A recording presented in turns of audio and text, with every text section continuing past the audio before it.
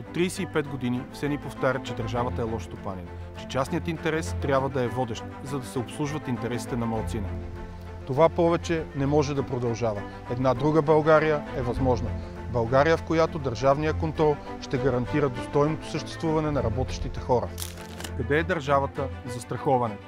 Предлагам към данък сгради да се добави задължителна имуществена застраховка за катастрофични събития.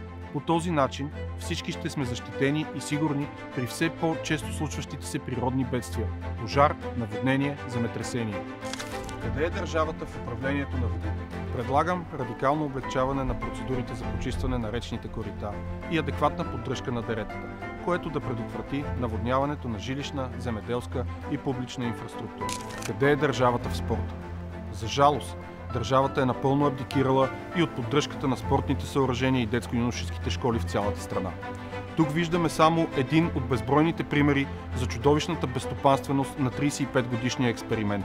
Държавата е разпродадена, концесионирана или просто е абдикирала от всички важни процеси. Една друга България е възможна. Възможна е държава, която може да регулира процесите.